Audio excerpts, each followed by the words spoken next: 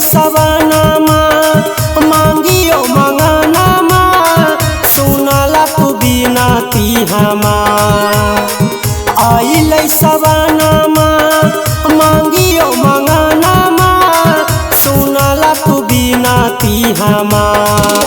अजी उमापति बुद्धि दिया हमारो पति के देवा घर अइबो बार बार।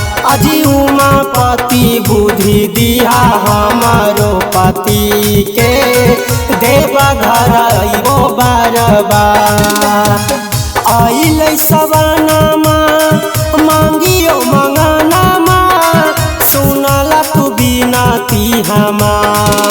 अजी उमापति बुद्धि दिया हमारो पति के देवा घर अइबो बार बार। अजी उमापति बुद्धि दिया हमारो पति के देवा घर अइबो बार बार। बोला बोला देवघर वाले बाबा की।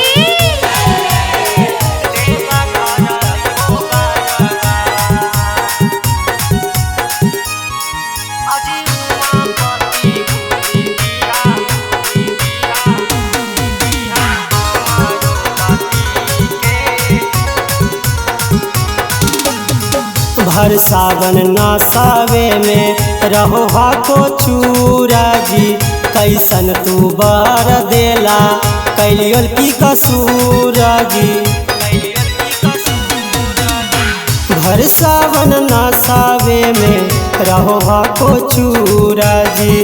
कैसन तू बर देला कैलियो की कसूर जी। तेरे नजरिया भोला भन डरिया खूब लगैबो जय जयकार। तेरे नजरिया भोला भन डरिया खूब लगैबो जय जयकार। अजी उमापति बुद्धि दिया हमारो पति के देवा घर अइबो बार बार। अजी उमापति बुद्धि दिया हमारो पति के देवा घर अइबो बार बार। बोलिए शंकर भगवान की।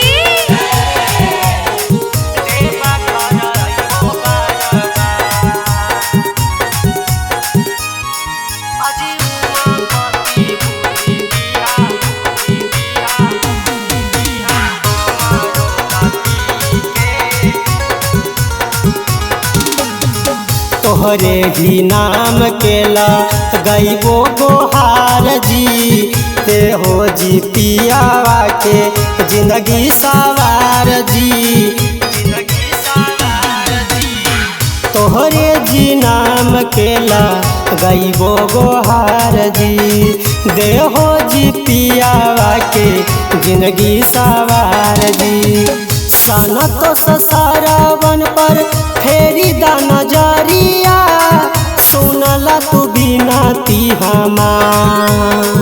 कुंदन बेदारा दी पर देई दा धयानमा इहो हको अराजी हमार। अजी उमापति बुद्धि दिया हमारो पति के देवा घर अइबो बार बार। अजी उमापति बुद्धि दिया हमारो पति के देवा घर अइबो बार बार।